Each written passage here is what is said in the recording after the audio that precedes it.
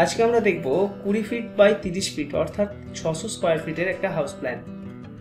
এটা মিনিমাম বাস্তু মেনে করা এবং খরচ কমানো যাতে যায় সেই রকম চিন্তাভাবনা করেই প্ল্যানটা বানানো। আপনাদের যদি জায়গা হয় 30 ফুট বাই 20 ফুট তাহলে আপনারা এই প্ল্যানটা ইউজ করতে পারেন। এই প্ল্যানটার সাউথ সাইড হচ্ছে রোড আছে, এখান দিয়ে এন্ট্রান্সের পর একটা লিভিং স্পেস আছে। এই লিভিং স্পেসটার মাপ হচ্ছে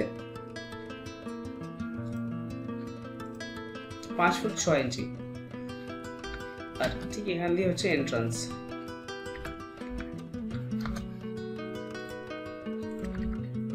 ওকে, এরপরে এই জায়গাটা হচ্ছে অগ্নিকোণ, সেই কারণে এখানে কুকিং স্পেস রাখা আছে, অর্থাৎ ছোট্ট করে মডিউলার কিচেন থাকবে।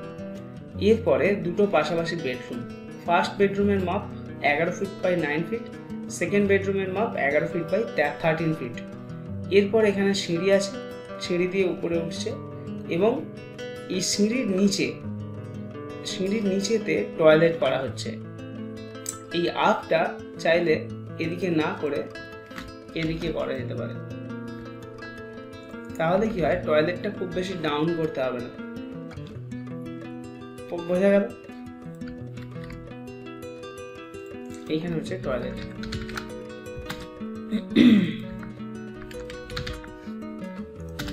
এই হলো একটা basic plan. 30 foot by 20 foot এরিয়ার দুটো বেডরুম থাকছে, টয়লেট, সিঁড়ি, লিভিং স্পেস, কুকিং এরিয়া, সমস্ত কিছু। এর ফ্রন্ট এলিভেশনটা কিরকম হবে? অনেকটা এইরকম হবে।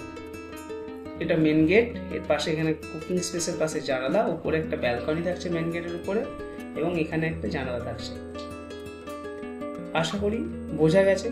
যদি কলম পজিশন বা এস্টিমেট জানতে চান তাহলে অবশ্যই কমেন্টে তা জানাবেন।